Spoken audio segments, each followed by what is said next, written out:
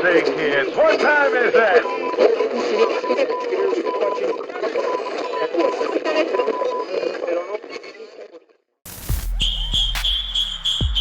Ho, ho, ho, ho, ho! This is Santa wishing you and yours a very Merry Christmas. Oh my God. So 3 weeks to go. And the week ended less than about 24 hours ago, and then the next one starts less than 24 hours from now. Yeah. This gives us no time to predict what's going to happen. Might as well just, have games every day now from now. Might as well just have it be like baseball now. It's the Omicron thing, and it's like, I know. Did you see though? They're like relaxing already. They see what the impossible situation of scheduling. Yeah, and not only that, of course, if you look at the studies, you look at the data. Basically, Omicron is a really bad cold, right? Yeah. Yep. Or you're just asymptomatic; you hardly feel anything. And you don't feel it. Yep. Based on the level of spread, we're looking at, as Ben Shapiro points out, 140 times the spread of the first one, of the Alpha variant. So basically, we're all going to get this thing. Yeah. It's like a cold. So you can't knock down your league over a cold, right? I mean, so now they're saying, okay, unless you're showing really bad symptoms, we're moving ahead.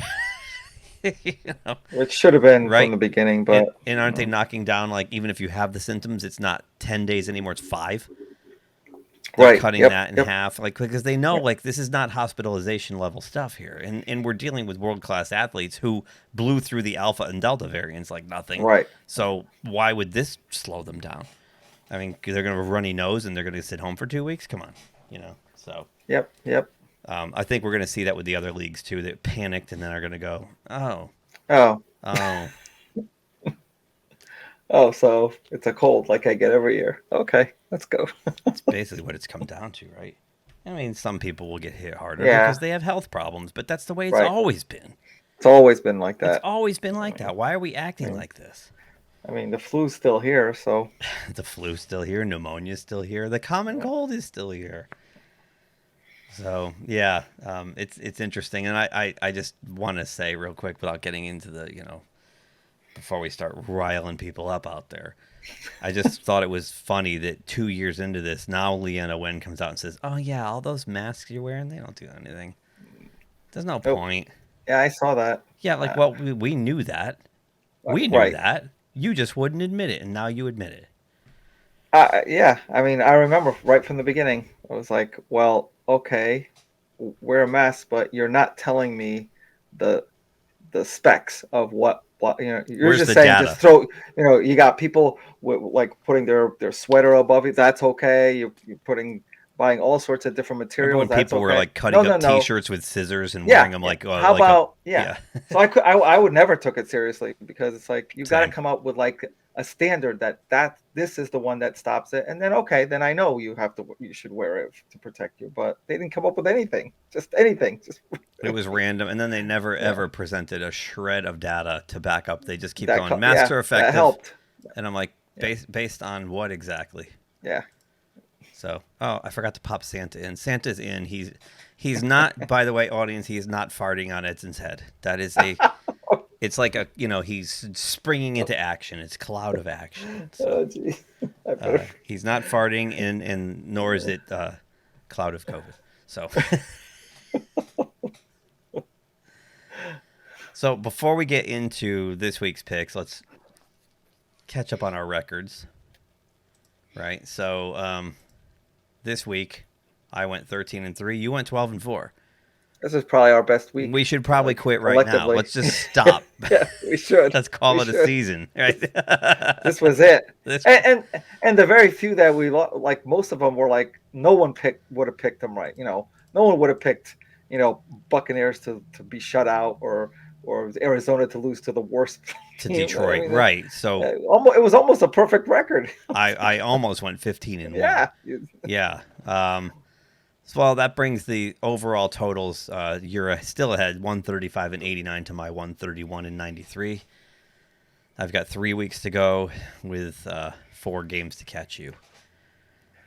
So at some point, I need 2 in 1 week to catch you. not looking too promising. Well, at least it's like there's no bye weeks. There's tons of games out there. That's true.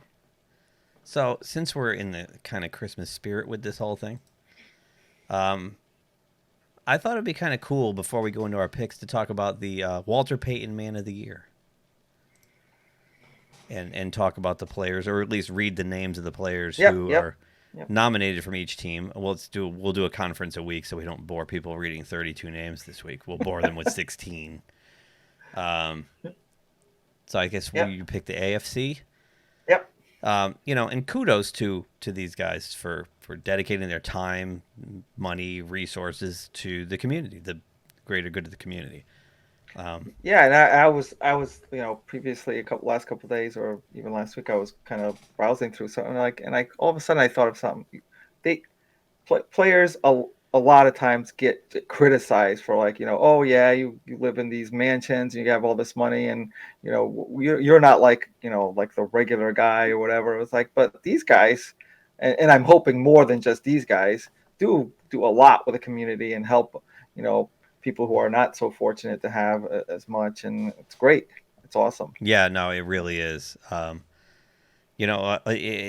think about me when I was in my early 20s. If I was in my early 20s and given all this money and fame and glory, would I stop to contribute or give back to the community? I don't know if I would. I think that's something that comes with maturity and age. When you mature as you get older. So for these guys who are just suddenly given all this, what do you want to call it?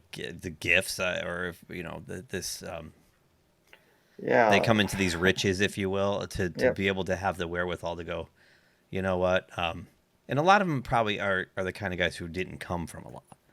Right. And they want to just give back and remember, so who they are. So. And they probably lived in at one time or another in the situation where they didn't have much, and they're probably, they remembered, there's still a lot of people like that who need help. So, yep. Or you wonder if it was even the kind of thing where they, when they were younger, had an NFL player come into their community and make this kind of difference. So, we could start with the AFC East if you want. Yep. Go ahead. So Buffalo was for Buffalo, Harrison Phillips. He's a defensive tackle. I think he's only been in the league for four years. So again, as you said, pretty young guy. And I know one of the things that I saw right off the bat, because it kind of endears to me, is he does these playmakers camps where he's personally there, where he has camps for children with intellectual disabilities, and that's another whole new population that giving all these kids a chance to be part of something big, where they might not be able to, right? Because they're not usually in typical schools or in typical socialization. I mean that's just one. I mean I'm sure he does a lot more than that, but it was just one of those things that just popped up that was really good. That's awesome. Miami has Jerome Baker, outside linebacker. I just saw him. Also, is only the fourth year here too. Yep. He was on the other day talking about what he's doing. Impressive young man, really. Yeah. He was he was actually born on Christmas, so he's like kind of perfect for this. He was born on Christmas Day, and in like vein, one of the things he does, he hosts this Christmas event for the Boys and Girls Clubs of Miami, where so many kids come there that might not be in a situation where they could have a lot of presents, and he kind of like hosts this again. It's not just like where you kind of win this big lottery and you just you sit somewhere comfortably and you give money away and you feel better. Like these guys get involved personally, like they're there to meet these kids and give of their time too. That's as important as the money too, because they inspire these people. Yep. New England is Lawrence Guy. He's been in the league for a while, 11th year, the defensive lineman. And he established the Lawrence Guy Family Foundation, which helps a lot of underprivileged like they concentrate on just helping families. A lot of times you hear a lot about broken families. They really try to help families stay together, and by helping them financially and with the housing and groceries and things like that. The Jets have the Quinnen Williams. Yep. Quinnen Williams. Yep. Yeah, he's a defensive line. That's only his third year.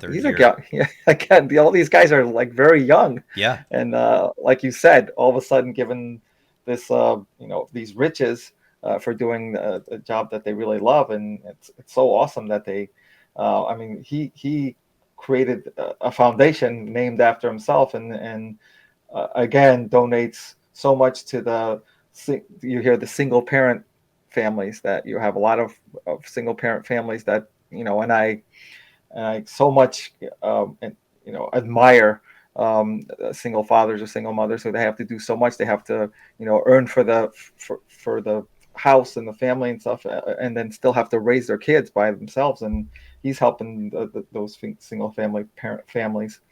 It's just they're so inspiring to do all this. Yeah, and especially when, I think the ones they're focusing on are the ones where the parents working 2, possibly 3 jobs just to make ends meet, Just to make ends meet, and right. They still have to take care of their kids. I mean, you have emotional support, and it's amazing.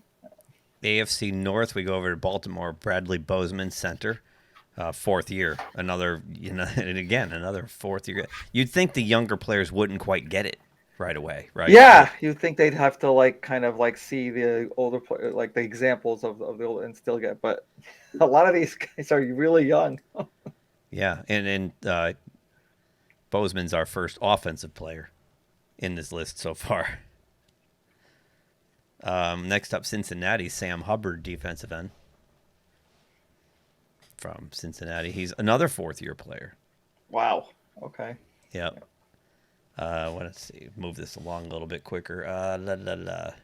Who else is in this division here? Oh, yeah. My team, Pittsburgh. Cam Hayward. What can you say about Cam Hayward? One of the few here so far who's in the 11th season. But Cam's been from day one. And, of course, he's the son of Ironhead Hayward.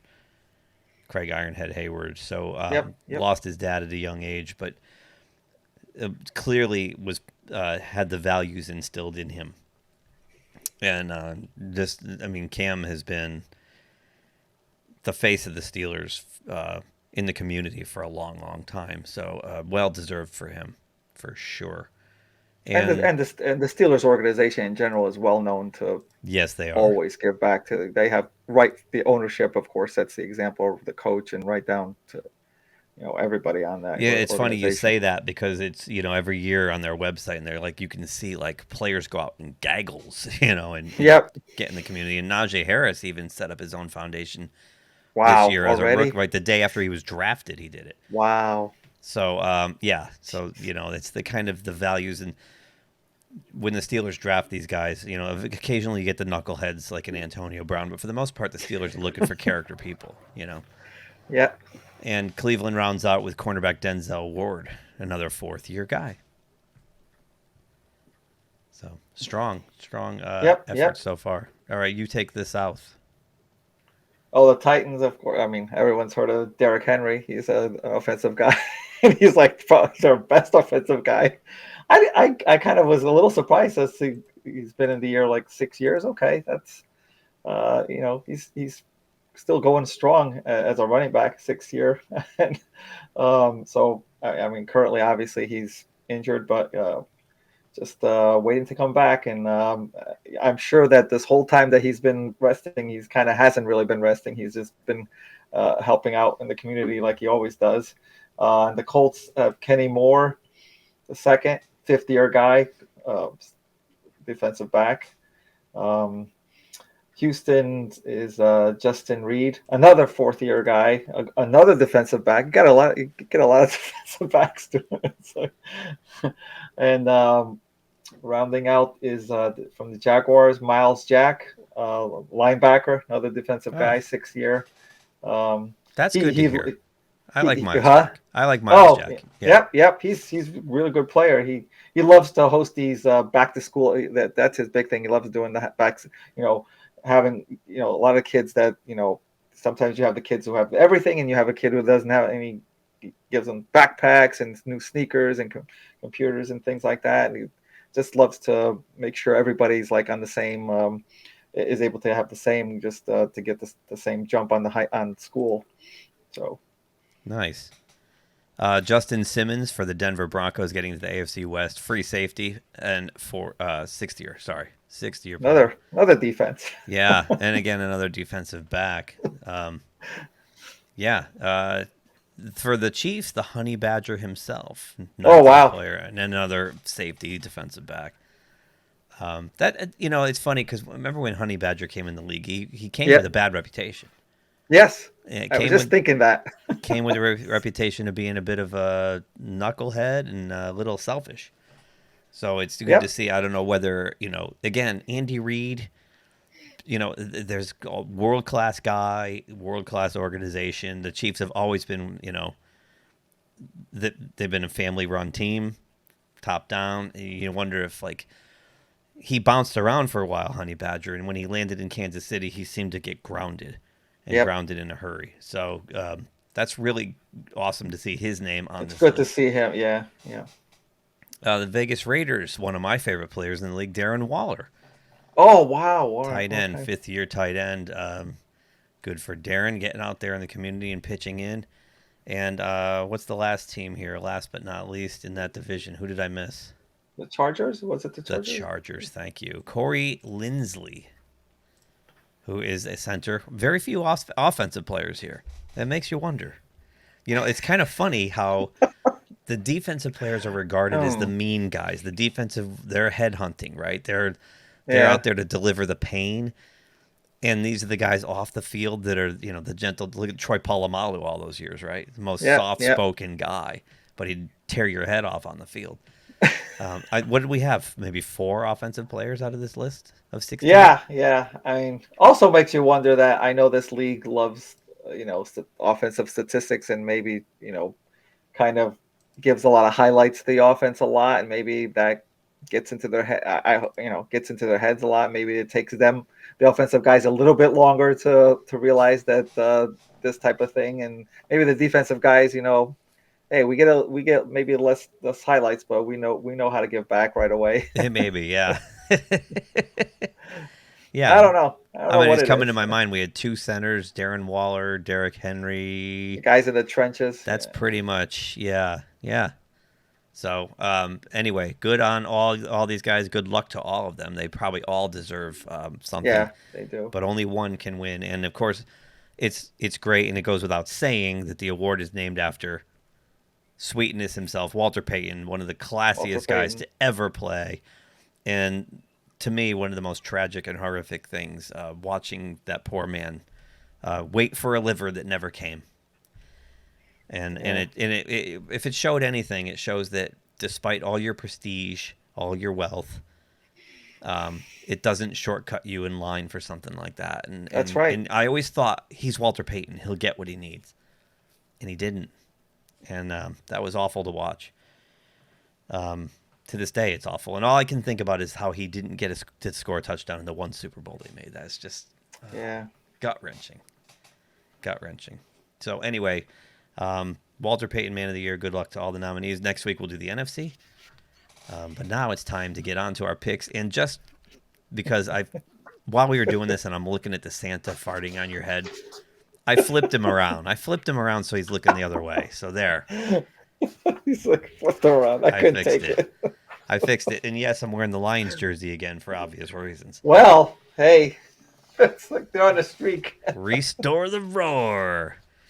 But first, Week 16 kicks off tomorrow. Yep. Less than 24 hours from now, 8:20 NFL Network only, which is weird. Thursday night, usually it's the Amazon NFL Fox. NFL Network only this week. Okay. We got a Donnybrook. We got an actual street brawl here. We got the 8-6 49ers visiting the 9-5 Tennessee Titans.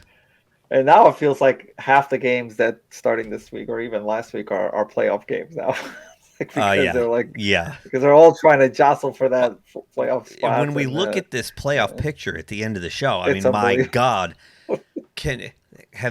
look up the word parity Yeah. in the dictionary, not parody like haha spoof. It's parity, parity. Boy, oh boy, they've got it in spades this year. Everybody's Yeah. like 7-6 or 8 and Yep. 6 Yep. and 7-7, and yeah, it's 7 and nuts. 7. 7 Yeah, and 7 is a big thing. it's nuts. And the 49ers now have finally gotten, well, last maybe 3 or 4 weeks have finally gotten to the point where they're just kind of running all on cylinders. They had that slow start, some injuries slowed them down, and now they're kind of just uh, playing like we thought that they would be that type of team. And on the other hand, the Titans are reeling a little bit. Um, like lost that tough game to the Steelers, and still don't have Derrick Henry back. They're having a tough time keeping the receivers on the field. Um, I know it's in Tennessee, but I'm gonna roll with the 49ers here. And it's like we remember how we had those weeks where we did so terribly on the on the well, maybe I did so terribly on the picks. It's like I was going with the mind that what usually happens in NFL is like when a team loses a lot and really needs the game, they'll turn it around. But I'm not doing that anymore. It's like I'm just gonna even if you have lost 2 or 3 in a row, you could still lose the next one because it's not happening. The usual thing's not happening with the NFL. So I'm just gonna go with the 49ers. You know, the 49ers look scary. Yeah. They really do. At the right time. At Too. the right time. I mean, we said that last week that, you want to get healthy at the end of the year and go into the playoffs strong. They look really strong. They're not showing many deficiencies at all in any part of their game. Even Garoppolo, who I'm not a fan of. Yeah, me neither. The Titans, on the other hand, I mean, boy, they talk about lost opportunities last week. They should have put that game away. They could not put that game away. I mean, that was on them. I mean, that was definitely on them. Yep. They held Najee Harris to 19 yards, 18 yards on 12 carries or something the whole game. Like the Steelers couldn't do much as usual, especially in the first half.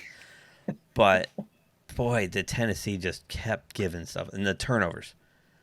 The turnovers were amazing, especially 3 in the fourth quarter. Yeah, 3 and in the three straight possessions. It was like 10 plays. And the 3 of them were turnovers. 10 straight plays and 3 of them were turnovers. Yeah, you can't win football games like that. And Julio Jones this guy has gone from arguably, top 3, if not arguably the best receiver in football, to a complete also-ran. Like, yeah, he's almost in AJ Green kind of like, oh, I remember him territory, because there was one play where the Steelers played cover 0. And he had Julio locked up on man coverage across the middle of the end zone, and Julio made 0 effort to catch the ball from Tannehill. Like, he looked lazy. That might be a bust. That could be a bust, like a 1-year cut release kind of thing. He's done nothing for this team at all. They put a lot of money in him. Well, they traded for him, but there's a lot of money in that contract. So, all that being said, I completely agree with you. San Francisco is on a complete steamroll here. Tennessee is wobbling. They're going to struggle until Henry comes back, and I'm actually surprised they're still 9-5. Like, they've actually done better than I thought without Derrick Henry. But they're going to be 9-6 after this week, and so is San Francisco. I'm also with the Niners. Next up, we move to Christmas Day, and there's Santa on the graphics. Look at Santa. 7-7 Browns. Games on Christmas Day. It's always the games on Christmas Day. Nothing on Christmas Eve. I know. It's funny. Christmas Day has like 5 NBA games and 2 NFL games, and you got the Christmas Story Marathon. We already started watching it just because it's available on one of those channels. Right. I have it on Blu-ray, but you see it on TV and you just stop and watch it anyway. But so the 7-7 Browns travel to Green Bay to take on the 11-3 Packers. 4:30 p.m. Eastern, Amazon, NFL Network, and Fox. Oh, okay. And this is kind of seems like another of what we just talked about. Kind of the Packers are rolling along. I mean, I don't know when they've stopped rolling along after the first game of the season, basically. Although they had a little issue, problem, finishing off that game against Baltimore. Baltimore came all the way back, and course, we could talk about that. Another decision with a 2-point conversion. Another when we get to the call Ravens. that didn't work out. Yeah. But Aaron Rodgers is still at the top of his game, and Cleveland's on the other hand is like the Titans are kind of reeling a little bit. They obviously they had the guy off a practice squad. Was he off the New England? Nick Mullen. I forgot what. Yeah. Yeah. He just picked up a practice squad to play because their top 2 quarterbacks were on COVID protocol, and they did the best they could. They almost won that game against the Raiders, but you're very limited when you have so many players out. So Packers at home, I'm gonna go with them. Yeah, Cleveland. Yeah, they're gonna limp to the finish line here, and I think back to last year how they finished so strong. Yeah. And manhandled Pittsburgh in the wild card round, and then almost took the Chiefs out in the divisional round. That was a great game. Yeah. Yeah. And for a while there, looked like the class of the AFC North this year. And now, I mean, it's just gotten to the point between Mayfield being taped together, Jarvis Landry in and out of the lineup, Chubb in and out of the lineup. It's just every week it just doesn't seem to be able to coalesce into a full. I think if the Cleveland had their full team, they could be the class of the division. I just don't think it's going to happen for them this year, and I think they're going to end up 9-8 or 8-9 at the end of this thing. It just doesn't look good for them. So, and the Packers, meanwhile, like you said, they're on autopilot. And I don't know how they let the Ravens back in the game. They made some stupid mistakes, but that's the kind of thing too where Green Bay sails along like this, and they tend to do this. And then they have a game like that, and they escape by the skin of their teeth. This week, that will not happen. That will not happen, yep. This week, it'll be okay, let's just go out there and take care of business. Yep. And they're on national TV on Christmas Day in front of the whole world. They're going to at home. I just hope we get some snow in this game. That would be That would be awesome. So I'm with you. Green Bay at home on Christmas. Next up. I mean, the thing of it is, Cleveland could lose this game and still be in a good position because they have 2 divisional games, and we could talk more about the AFC, how the AFC North is, but they could still lose this game and be okay. But it's just that who knows when they'll be okay.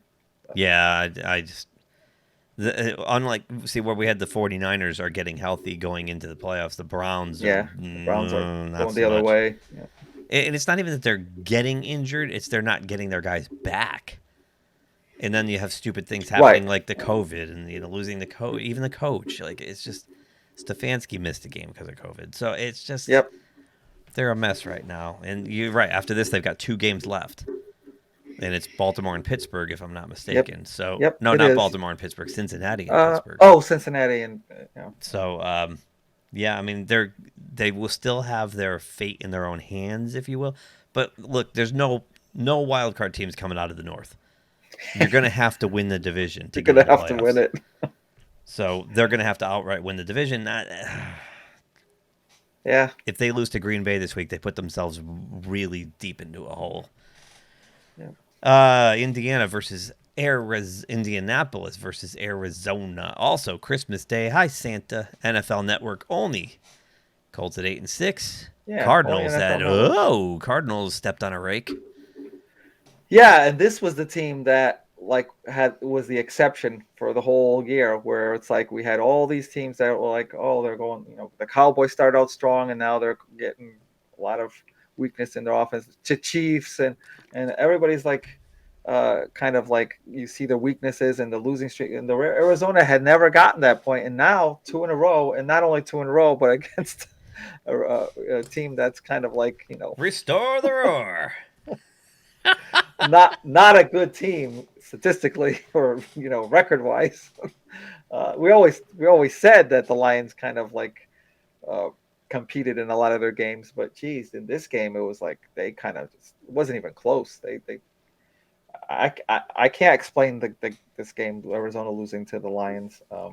And this is the type of pick that I was look, Arizona's lost 2 in a row, so they got to win this next one. Well, not necessarily, because the Colts have this. If you're not going to have your typical quarterback, most valuable player, Jonathan Taylor definitely should be up for the running. Holy cow! If you're not gonna, because he's carrying that team, other than the on the offensive side of the ball, and Arizona has shown that they have a lot of weakness in their run prevent. I'm actually picking the Colts here, even though it's in Arizona. Yeah. Okay. I didn't know this, and I don't know if you knew this going into the game last week, that the Cardinals were 7-0 on the road and have suffered all their losses to that point, all three of them at home. So that was their first actual road loss. They finished the year 7-1. They're going to be home the rest of the way, apparently. Oh, no, there could be one more. I've had 17 games. That keeps messing with me. So, that said, if they're removing last week's anomaly, I don't know what that was, and there's something wrong. They're like, I think they just got sucker punched. I think it was one of those things. I mean, granted, the Cardinals lost the week before, but they're going. Look, it's human nature. Yeah. At any level of sports, from Little League to high school to college to pro, when you look at the schedule and you see the one-win team is next, you think you just got to show up. Yeah. There's just sometimes that just happens, and there's no amount of coaching, there's no amount of pregame hype that can change the mentality that we're just going to walk in there and smoke these dudes. And they got punched in the teeth before they knew what was happening. They're down by 3 scores. And and then the mistakes started snowballing. I mean, Kyler Murray was he looked terrible. Yeah, I don't know what that game was for him. What was that? So, that said, I don't really think there's something really wrong with the Cardinals. I think that was what happened last week. I wouldn't panic yet if I was a Cardinals fan. When I would panic is after this week, when the Colts go in there and beat the snot out of them. Because the Colts are definitely the hottest team. I mean, my God. This team is just ripping through people. And Jonathan Taylor, like you just said, holy moly. He's just incredible. It's a shame Derrick Henry got hurt, because watching Derrick Henry and Taylor compete for the rushing title would have been amazing to watch. Yeah. Because Derrick Henry he was just shy of 1,000 yards at week 8. And Taylor now is what? Yep. I got to look him up. I got to look up his stats. Yeah, he's 1,500 yards maybe. It seems like he's always Jonathan Taylor. Seems like he's always 1,518 yards with 3 games to go. There is an outside shot. This dude cracks 2,000. Well, the way he's been. And there was a shot. There was a shot, I think, for Derrick Henry to also crack 2,000. Yep. So it's a shame, because that would have been awesome to watch. Back to this game. What the hell is that? I like that. On? Back to this game. Something started playing. Now we're gonna get a copyright strike. That actually looked good. Sounded good. Back to this game. The Colts. Carson Wentz threw for what? He completed 5 passes. Yeah, it was 5 passes. It almost seems like a repetition of what New England did to the Bills. Does Carson Wentz not week after week prove that he's a chucker? How many times do I have to tell you people he's a chucker? But the rest of the team, my God, this team right now is up. It's a buzzsaw. They were what, 1-3? 1-3. Oh, I gotta go look back. I know I'd have to go back and look, but they were. I remember early on when we were in weeks 4, 5, 6 even. We were saying if the Colts lose another game, they could be done. Right? Yeah. They could be out. They were in dire straits, and here they are. They were 2-5 at one time. Yeah. Here they are at 8-6. Yeah. So I mean, they've lost like 1 game out of their last 7 or 8. So and it was a close one too. They shouldn't have lost that game. So I don't think the Cardinals are in trouble per se, but I'm with you. I think the Colts are going to go in there and the Colts are on a mission right now. And I think the Colts have the Titans in their sights, and they plan to go right by them. Yeah, I have a good chance of doing that. Yeah. So, so far we're the same. I'm not going to get any ground if I don't start differently. So. Maybe on Sunday. Let's move to Sunday. Oh, boy. The 4-10 Giants travel to Philadelphia to play the 7-7 Eagles at 1 p.m. on Fox. Yeah, we probably. Well, maybe we will have. I'm assuming we're not going to have it because the Giants are in such a. I mean, it looks like this is a familiar theme this week where we're talking about teams that are kind of like reeling, and the Giants are the kind of like the number one team that's reeling. I mean, they just reported that their starting quarterback is out the rest of the year. Jones is out the rest of the year. I was just going to ask you. I was going to ask. And it's like, and I wouldn't, play with his health. I mean, it's a neck injury is very serious, obviously, and they're, they don't think they should risk him. So they're going to go with the neck, Mike Glennon. Yeah,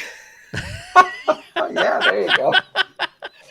And it's a division game. They're playing at Philadelphia. And the Giants know they're out of the playoffs. So the Eagles still have a shot at it.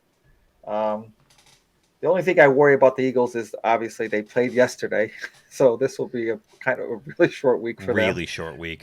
But I'm still going to pick them against the Giants.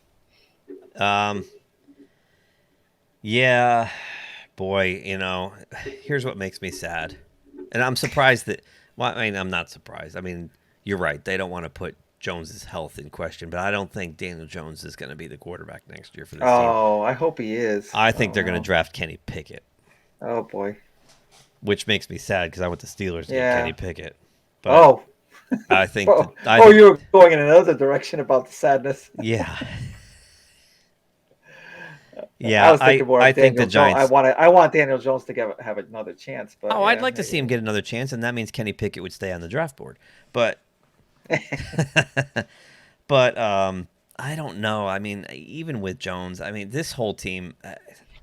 This team has chronically underachieved. And I've said it last week, I said it the week before, we've talked about it. They gave Joe Judge everything he asked for. Yeah. And he still comes out and lays a 4-10 burger to this point. I mean, I don't think he survives this. I think there's going to be a complete, at least the coaching staff is going to get washed out. And they're going to have to bring in somebody else. And then you have Daniel Jones starting over maybe with a new offensive coordinator in a new system. I don't know. Yeah. Maybe you bring in a new guy to start fresh, just start over. Like the team they're playing did. The team they're playing got rid of their coaching staff and went in a totally new direction with the new coaching staff and Jalen Hurts, right? I think the Giants have to follow suit. I mean, this is the third year of nonsense. Yeah. That said, Eagles at home. Eagles actually are competitive. They're playing well, and they're kind of still in this thing. Yep, they still are. Yep. But, every time I pick the Eagles, that's when they go and screw me. So expect the Giants to win this one, but I'm taking the Eagles. So there. Yeah, I actually saw the first half of yesterday's game, and I think talent-wise, Hurts can be a really good quarterback. It's just that at this point, he's still making some kind of like bad decisions. And I'm sure that comes with getting more used to the defenses and more experience. Hopefully that he'll just get better and better. But he has obviously all the talent. All the tools. Lamar, he's like Lamar Jackson, kind of like runs very well, throws, has a nice ball. But some of the decisions he makes are kind of like you scratch your head a little bit. But hopefully that'll come with experience. From what I've seen in the little bit I've actually watched the Eagles live this year, he tends to, I think, get into situations where he tries to put the team on his back and force things rather than let the game come to him organically. He tries to force things too much, and he's, like you said, he's not experienced enough to read defenses correctly all the way through yet, and that's where the mistakes come from. He doesn't see the safety over the middle or a linebacker who's a spy, and just gets caught up in the adrenaline of trying to win the game for the team, or put the team on his back, and those are things that young quarterbacks do, and the way they learn is by making those mistakes and learning from those mistakes. So, and that's why they're 7-7. And they're probably going to be around 500 at the end of this thing, and that's a huge improvement from where they were a year ago. So it definitely is. Next up, Sunday, 1 o'clock on Fox, the 10-4 LA Rams travel up to Minnesota to take on the 7-7 Vikings. And boy, oh boy, those Vikings. How do I describe the Vikings? Vanilla you know what pudding? the Vikings are? Vanilla pudding. they're like they're like my current.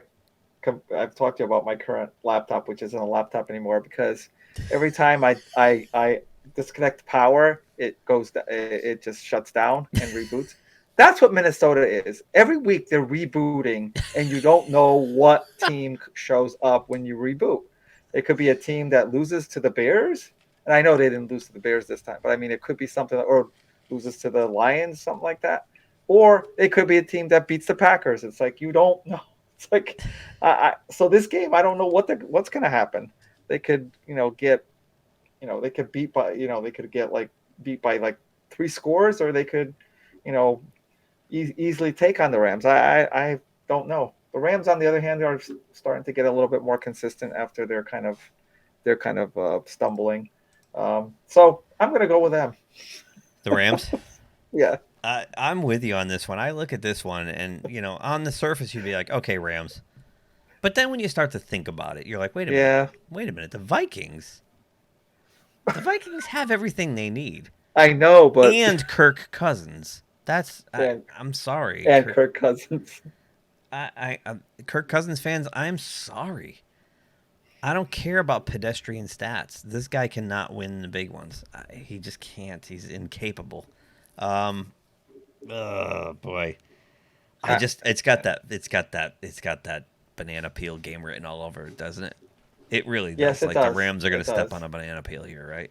They got to go on the road. Yep.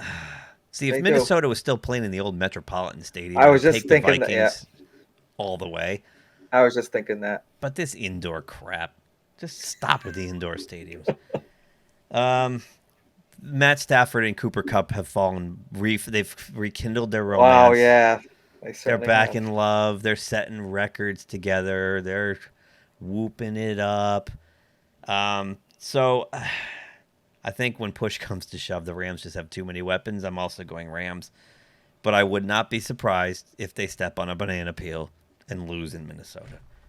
I wouldn't either, and I wouldn't be surprised that even if Minnesota does lose this, they go on to win the next 2, make the playoffs, and they'll be the team that no team wants to see coming. I was thinking that it's funny you say that. Okay, when they played the Bears the other day, and it was one of those, it was not an oil painting, 17-3 or whatever it was, 17-9, whatever it ended up. It was boring. It was boring as all sin, right?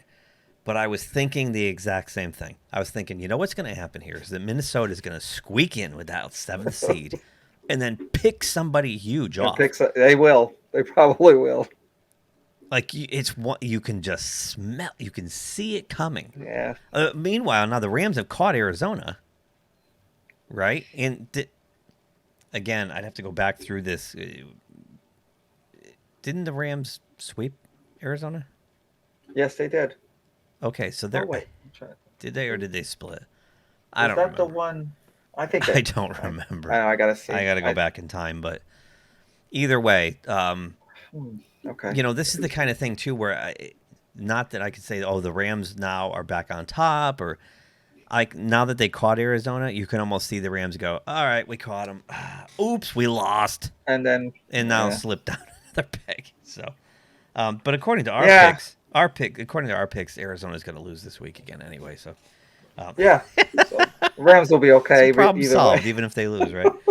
So, but again, this is the kind of thing, and the Vikings are chasing that 6th or 7th seed. Can even probably get as high as 5 at this point.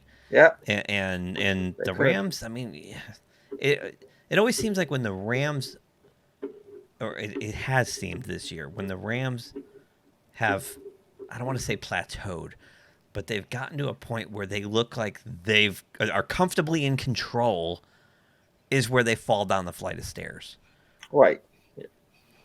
And I can almost see that happening again. But I definitely could. Yep. But I'm going to go with, the safe bet and take them on the road here. But we both have the same heebie-jeebies about this game. So I'm glad we're on the same page here. So, I'll be checking that game often. Yeah. All right, let's move on. Next up, Sunday, 1 o'clock, CBS. We get the rematch of the Snow Globe. Yeah. The 8-6 Bills traveling to New England to take on the 9-5 Patriots. Yeah, I can't figure out I went back and forth on this because Buffalo has seen a couple of games that they weren't.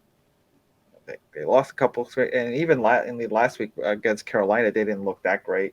No. I didn't think. No, not at least not for a while. Yeah, not for a while. Yeah, and the Patriots, they had that big winning streak. We both called it that they would lose to the Colts. They didn't play a bad game. It was just, the run game kind of just tore them down, I guess, and it's with Jonathan Taylor.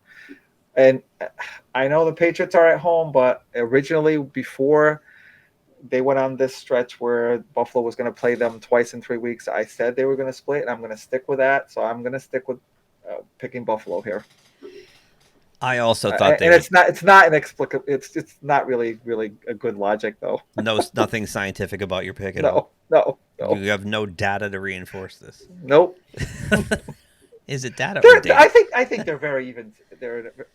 When we picked this game the first time in Buffalo, we pretty much said they're kind of very even, except we thought that the quarterback was, obviously Allen was better than.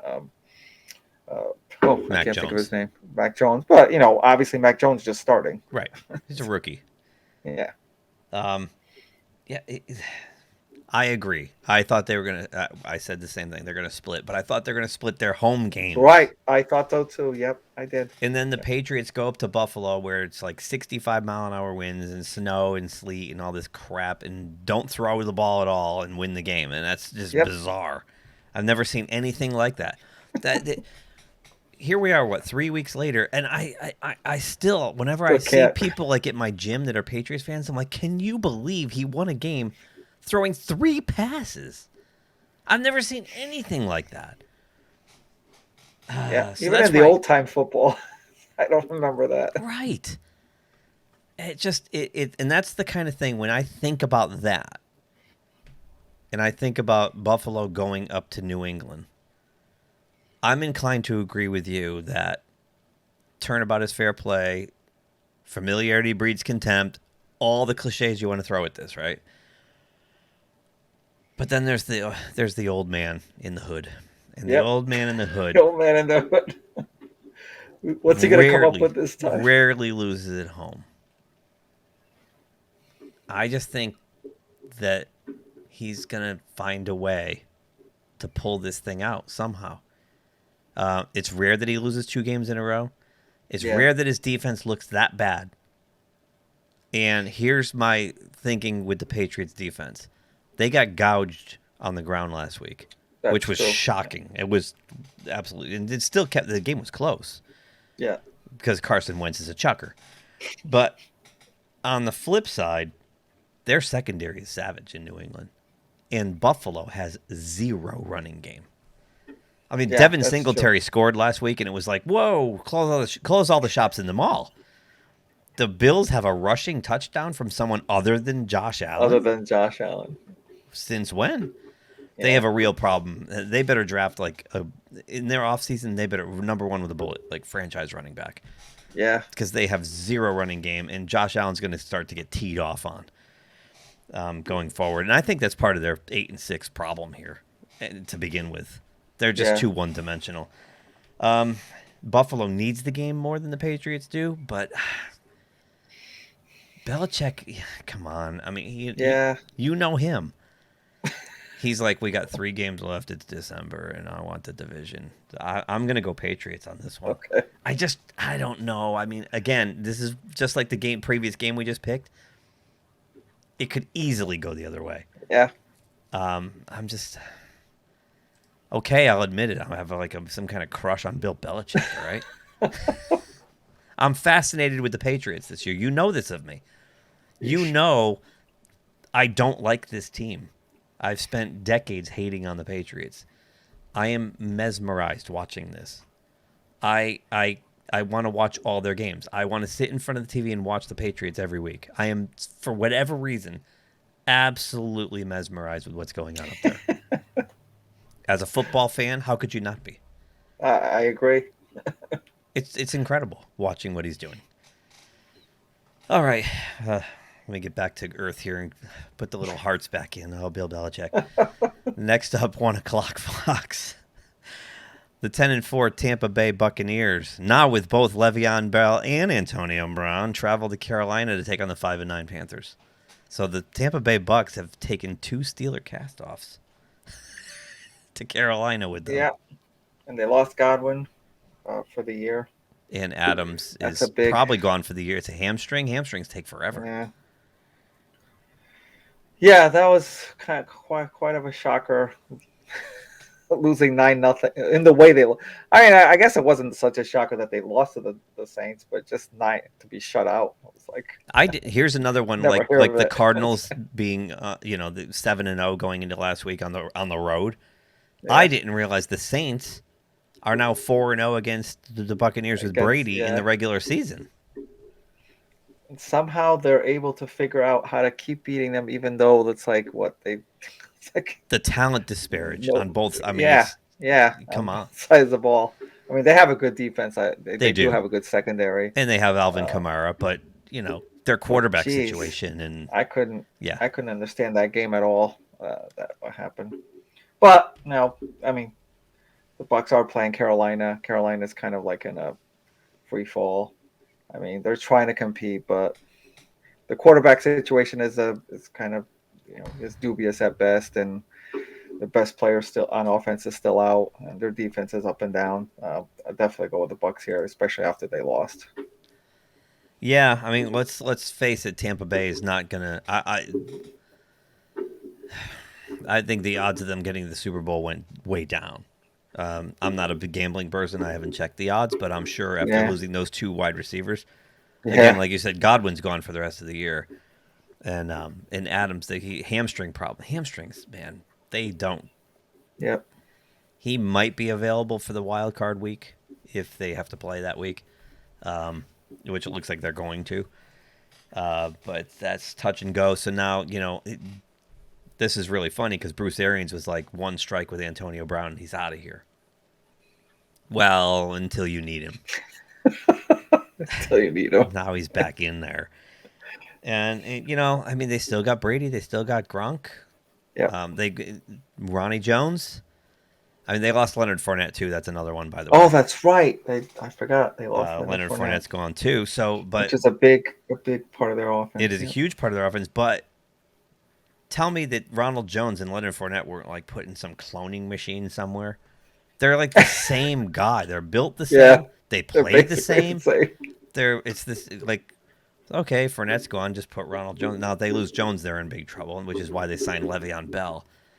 Good luck with all that. But that said, you're right. Carolina, my God, holy cow. Cam Newton can only run. That's it. He can't throw yet. This past week, again, it's like, and this guy scores a rushing touchdown and acts like the Superman. Cut the crap, right. Dude. You suck.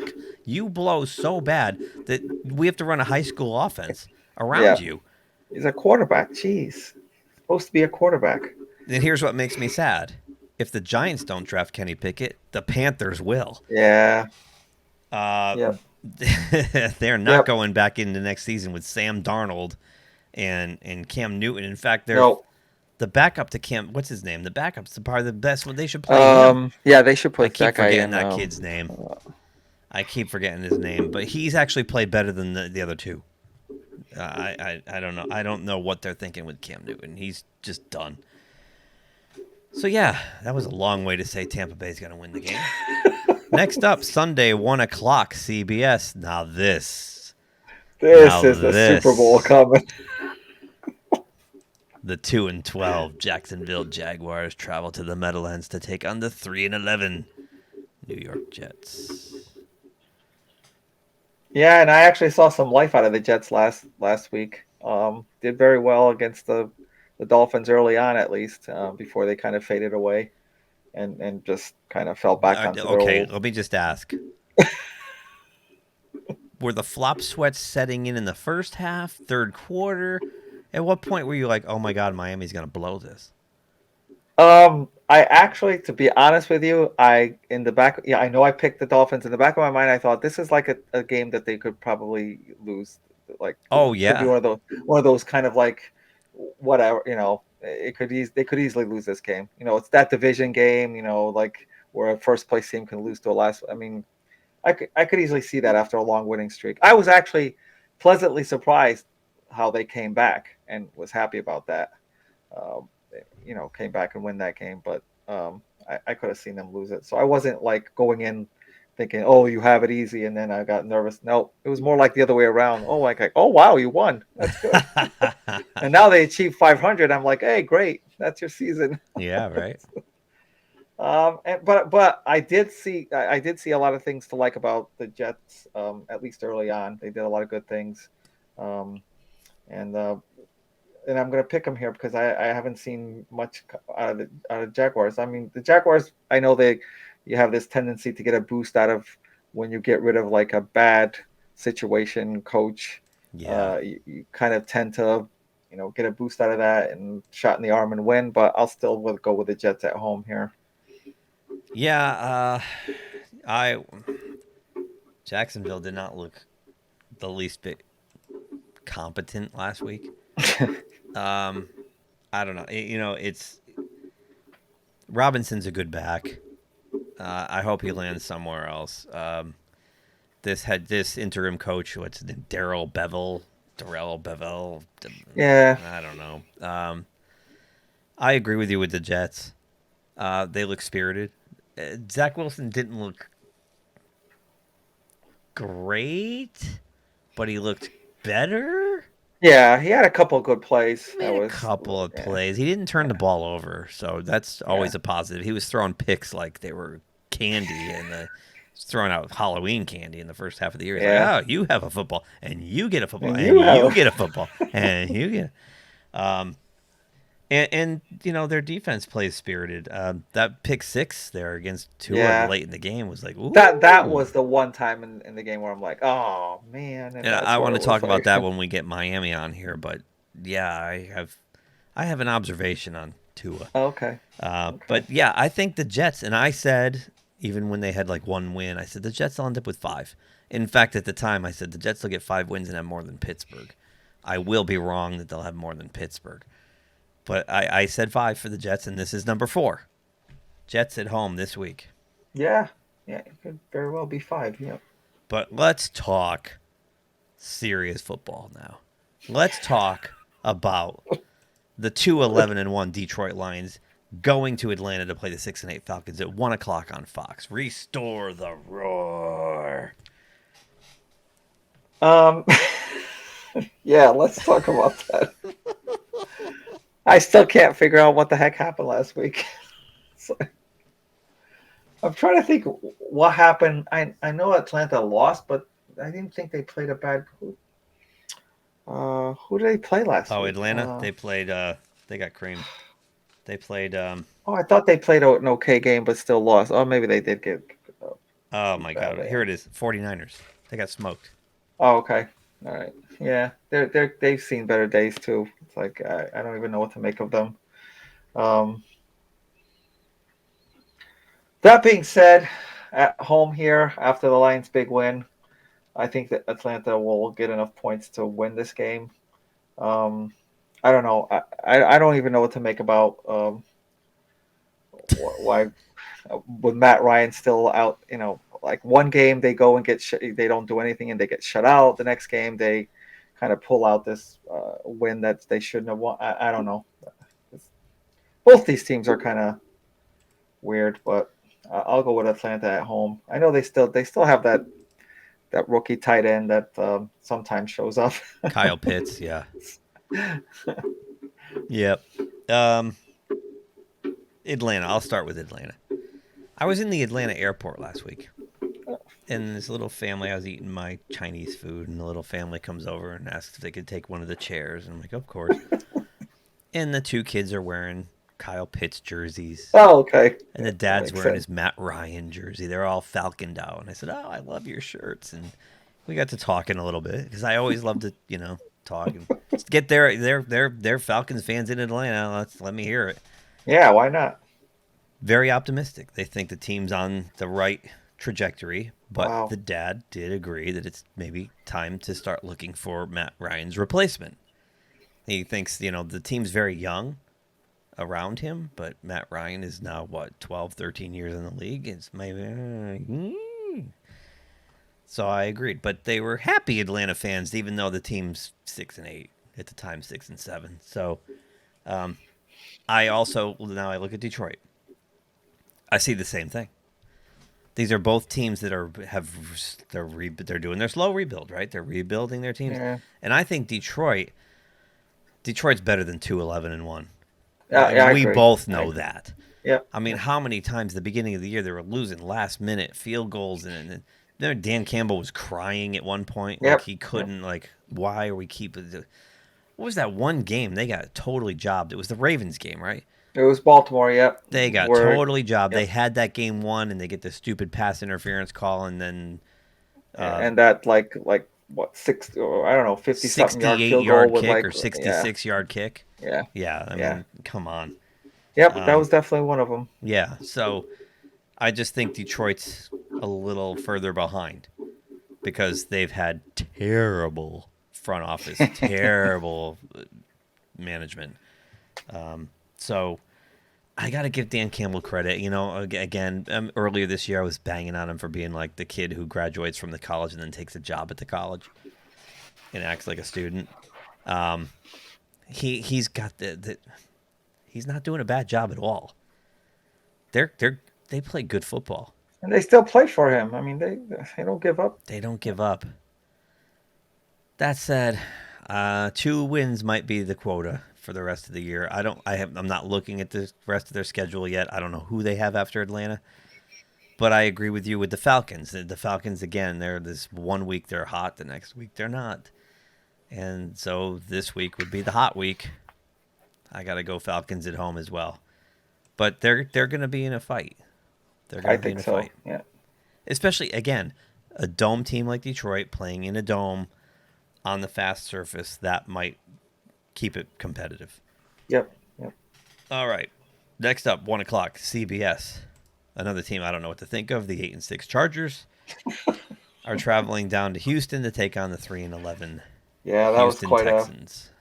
That was quite a game to wait. That started the whole week, right? Yes, that was Thursday, and that was quite a game there. It's like the Chargers looked like they had that game in hand, and wow. And then not. They kind of chargered that game. I mean, taking something from last year. They looked like last year's. So yeah, where they would have a lot of those games where they lose at the last after being in control. Yep. But they're 8-6 now. They're still in the middle of it. There's definitely in the playoffs right now, and I mean they got to take care of things at Houston. I think they will pretty easily. I mean, Houston is kind of like a lot like they're turning a lot like into Jacksonville. Not a lot of like heart or emotions to play with. I'd be shocked if the Chargers would lose this game. Yeah, I was flying to the West Coast, and I was really upset that I was on a Delta flight that didn't have live TV. They normally do. So I couldn't watch the game until I landed. And thank you, LAX Airport, for being so bad that we were sitting on the tarmac for an hour after we landed, and I watched the rest of the game on my phone.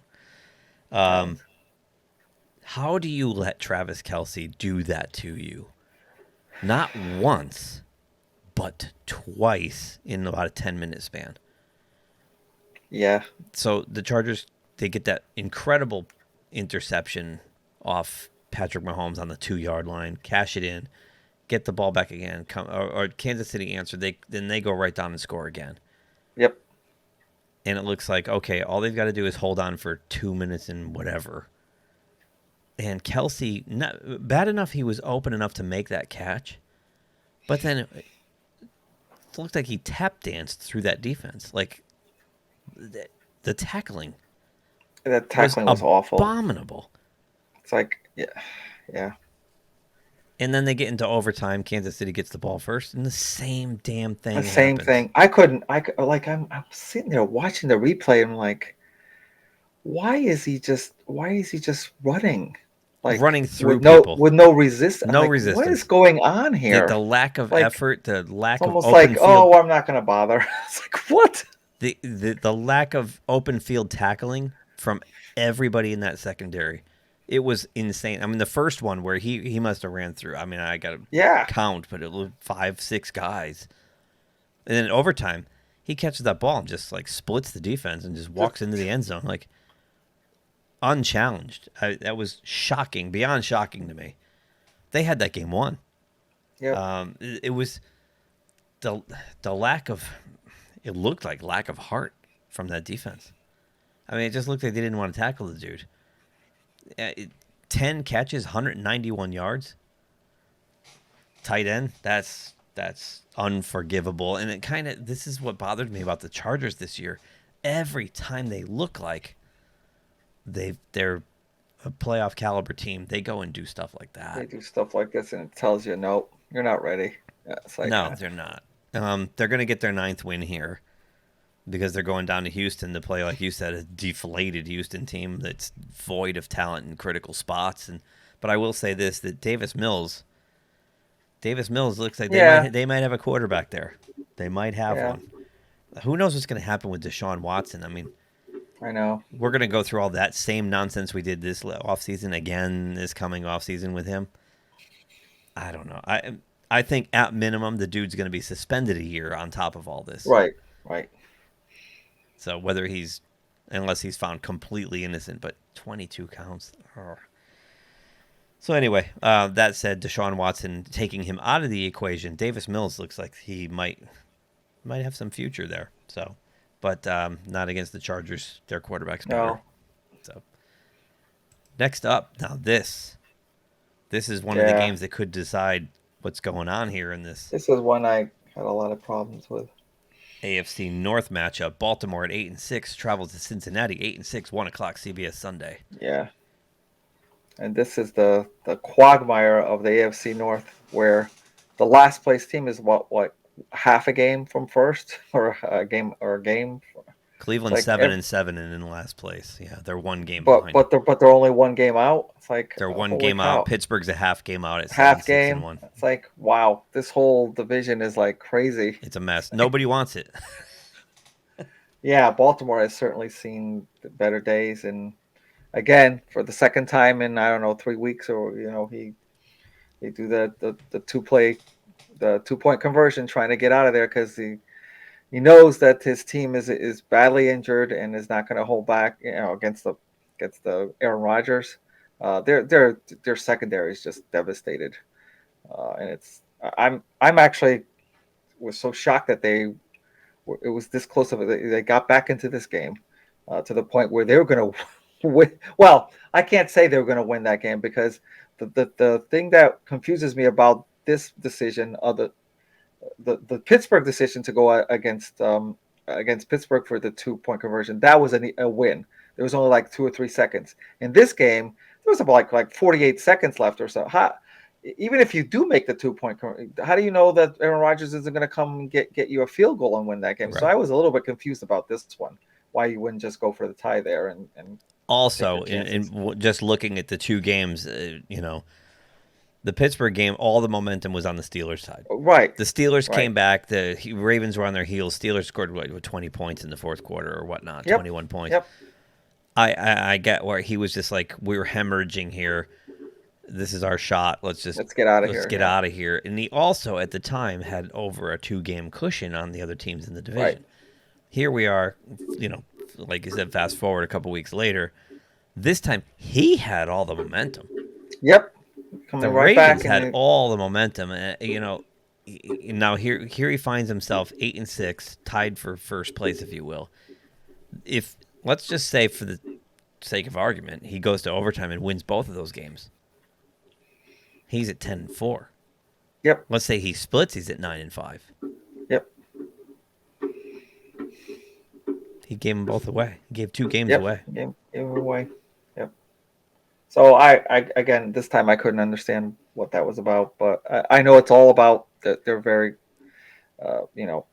very devastated with injuries, and then this has been like the theme with them from first training camp, training camp. So, and they're still reeling. I'm assuming Lamar Jackson is going to play this game, but Huntley was just. I mean, I think he did. He played a game that was like better than Jackson has been doing on offense. Like we've said before, Baltimore hasn't done much on offense the last 3 or 4 weeks, and that was like their biggest offensive performance in about 4 or 5 weeks, and it was with Huntley. So he looked good, and regardless, in this game, regardless whether it's Huntley or Lamar, I think I'm going to pick the Bengals here at home. The Bengals can be kind of like one of these confusing teams as well, like winning games by a lot that were they really shouldn't be winning, and then like losing these kind of head scratchers, like the game against the Jets comes to mind. But I'm gonna at home they have a chance to kind of put this division not away, but like really get a stranglehold on it with this if they win here. And they're less, obviously they have a more complete team right now with less injuries. They have a good running game, they have a good passing game, and I'm going to go with them here at home. Baltimore, yeah. I mean, you think back to training camp when they lost 3 running backs in 2 days, right? Yep. It's like I've never said that. We've seen stuff this year I've never seen before, including a coach going for 2 to win a game twice on the road for really no reason at all. And I do want to take back what I said about Tyler Huntley, calling him Dollar Tree Lamar. He's upgraded. He's not Dollar Tree. He's more like Walmart Lamar now. But you're absolutely right, because their offense looked about as stagnant as it could get until this week. I'm looking at his stats right now. He was 28 of 40 for 215, 2 touchdowns, no picks. No picks. Sacked once. He played a really solid game. It was shocking that they came back on Green Bay like that, and I just think it's one of those cases too with Green Bay where they took the foot off the gas. They just relaxed a little too early. And weren't respectful, if for lack of a better term, of what Baltimore could do to them in such a short amount of time. It was shocking to look up. They were down by 2 scores, and I was out for pizza with some friends, and the game was on. Come back, and I'd like take a bite and look up, and I'm like, oh, whoa, 7 points. And I look up again, I'm like, oh my God, they're down by 1. They're going for 2. What are they doing? What are they doing? Yeah, it was crazy. You're right. Their secondary is a complete disaster, and one thing we know Joe Burrow and the Cincinnati Bengals can do is throw the shit out of the ball. With Jamar Chase and Tyler Boyd, and it goes on that team. Higgins, they also previously beat the Ravens 41-17 this year in Baltimore. So you're right. If they can beat them at home, they step on Baltimore's neck. They pretty much have eliminated the Ravens from taking the division away in a tie situation. Right. In a tight situation. I think that the Bengals can smell the blood in the water. The Sharks are circling, and I got Cincinnati at home as well. But wait, there's more. We got the 4-10 Bears traveling to Seattle to take on the 5-9 Seahawks at 4:05 on Fox. Yeah, and we have to resurrect that bad game again with Vikings and the Bears. We talked about how weird the Vikings are. The Bears, on the other hand, it's like. How do you figure, okay, the week before Fields looks great and he puts up a lot of points against Green Bay, is most in the first half, but yeah. And then they can't do anything.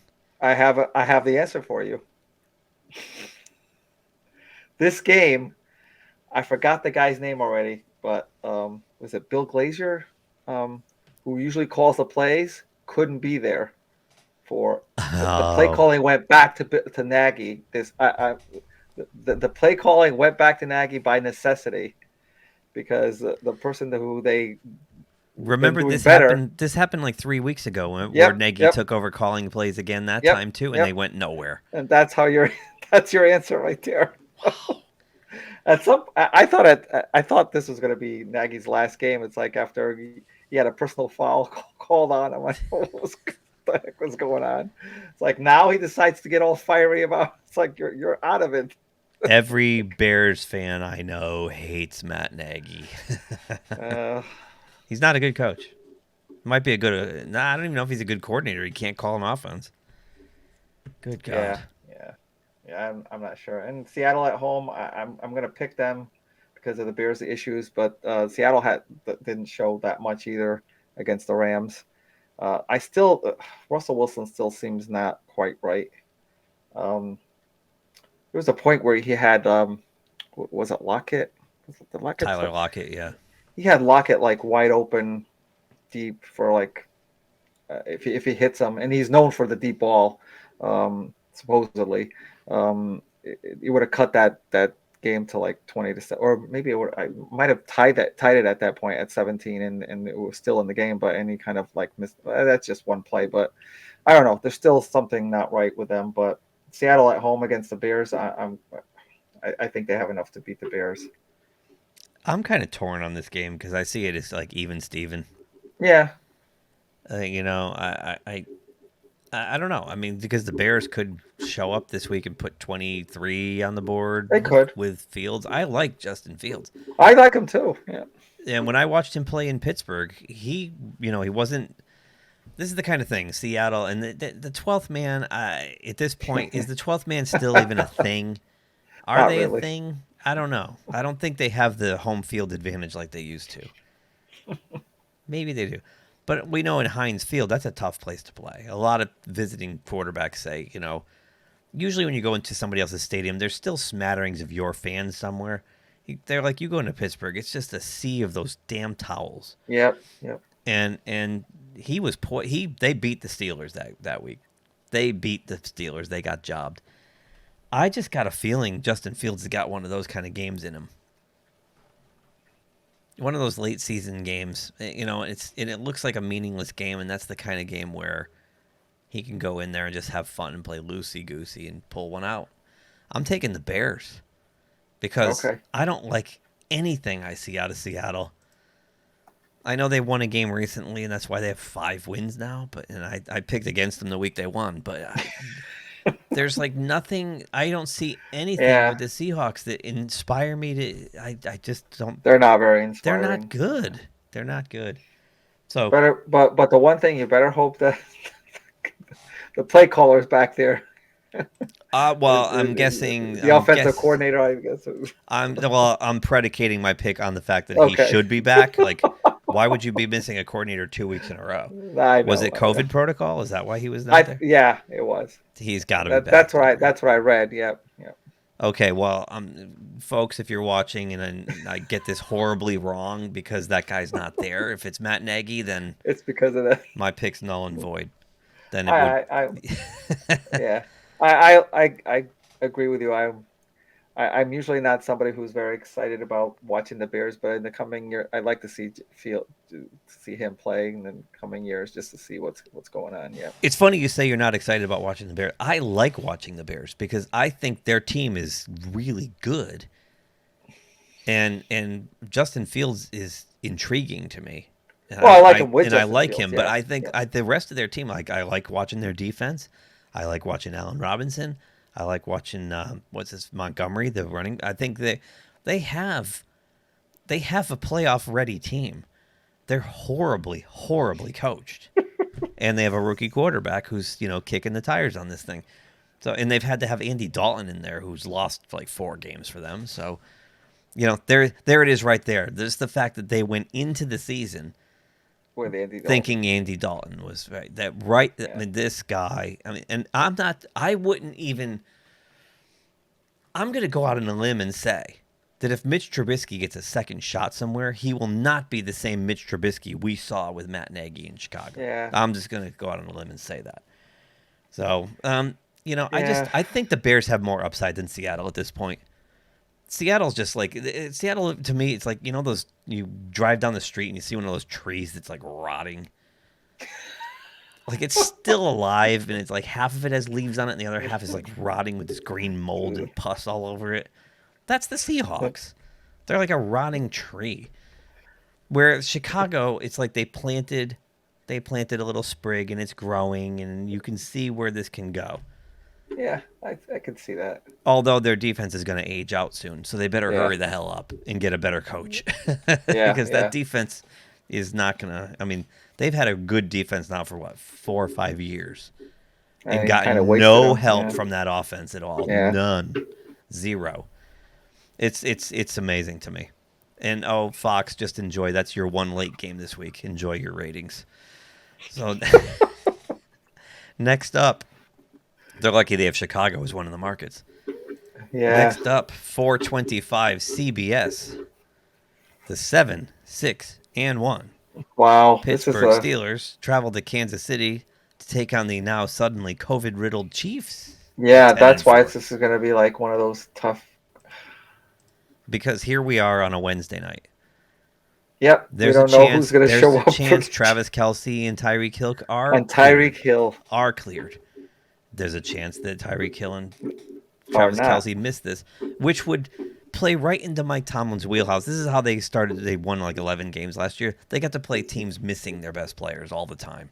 And everybody's like, ooh, the Steelers. I'm like, no, they're beating up on fraudulent. I mean, they're beating up on teams who are missing good players. And especially this year, we've talked how the Chiefs that they need, that those are the two players that they need on offense to do clearly. anything. I mean, week after week, it bears out that they need those two guys, and for whatever reason, other teams cannot figure that out. How the Chargers could let Travis Kelce go apeshit on them for 191 yards is beyond all reason.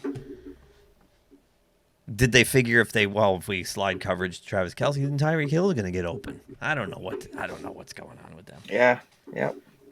I mean, I think that for this game, so I think the Steelers defense is playing like lights out, at least for the last couple of games. I mean, they won that game last week against the Titans. They're definitely a different team with TJ Watt in there. It's like it's like almost like night and day with him in there. I want to make the reverse Tyreek Hill thing here so now you have the Steelers who have no help on the opposite end for TJ Watt, really. Highsmith's okay, but he's got like 2 sacks. Taco Charlton is not going to put the fear into anybody. How is TJ Watt doing what he's doing? I don't know. And he's, you know what, though? He is blowing up double teams. He is. He definitely is. Yep. Yeah, and that I remember when I was watching early on the Titans and the Steelers game, how the Titans were having that success. And I was thinking, Minka Fitzpatrick seems to be having to tackle a lot on a running game. That's not a good sign. Yes. It's not a good sign when he has to. Yes. But I don't know. That was one of the. Well, I don't know why I made that up. No, you're spot on. I think I'm pretty sure he leads the league. But that changed. I mean, that was in the first half, obviously, and then of course the Titans kind of put the ball on the ground. Well, I'll tell you what. If the Titans had Derrick Henry, they blow the Steelers out. Yeah, I mean, they probably win that game. I don't know. I guess I'm trying to delay, but I'll go with my original pick, which was the Chiefs at home here. But obviously, I'm very nervous about the fact that the Chiefs could have like their half their starting offense out, and the Steelers are they're very resilient over these last 3 or 4 weeks, 5 weeks, and they could easily win this game, especially with the Chiefs. Not really having anybody on offense except for Mahomes. I also want to say that the Chiefs defense, it has been playing a lot better as well, and has carried this team for a couple of games. So throw that into the mix as to why I'm picking the Chiefs as well. So our friend Doug made a brilliant observation on the Steelers last week. He figured it out. He finally figured out why they're in a hole. Every game they're in a hole in the first half, and then look at a different team in the second half. And he said part of that problem is that the offensive line is so bad they're on roller skates while the other team's defense is fresh. Oh, well, And then okay. as the game goes That makes sense. on, it kind of evens up a little bit, right? The attrition sets in, right? Interesting. So, yeah. So I agree. I think Chris Jones and the boys are going to bring the heat. And I also think that you're spot on. I looked it up while you were talking. Minkah Fitzpatrick leads the Steelers in tackles because teams' running games are gashing them. You saw Dalvin Cook. I mean, you could drive 2 semis through those holes, right? This is, and like I said, if they had Derrick Henry last week, they put that game away. The Chiefs are probably going to rely heavily on Clyde Edwards-Helaire and Williams to run the ball a lot more than they're used to, and they might even do some of those jet sweeps with Pringle or Hardman. They like to do that a lot too. I'm going to go on the assumption that Tyreek Hill and Travis Kelce are not playing this game. Okay. I think the Chiefs can still. I think they're gonna score early and often. I think Hardman and Pringle, for whatever reason, I think the Steelers are going to be baffled by this team, and they're going to dig another 20-point hole, and they're not going to climb out of it this time. Not in Arrowhead. There's, I don't think they need Tyreek Hill and Travis Kelce to beat the Steelers at home. Wow. Okay. I'm just going to say that. Definitely with the way the defense is playing. With the way the defense, and we've seen the Chiefs when the Chiefs want to run the ball with Hilaire, they can do it. Yeah. They haven't done it much this year. Last year they did it a lot. That's last true. year he was amazing. I mean, he was 100 yards every week. And I think they're going to have to go back to that. Andy Reid, come on, you're going to have Andy Reid, offensive guru, against a Steelers defense with absolutely nothing up the middle. Absolutely nothing in the middle of the field. Devin Bush, ex-Steeler Chris Hoke said the Steelers are playing with 10 guys on defense with Devin Bush out there. The Steelers are going to finish 500. They're going to be 8-1 at the end of this.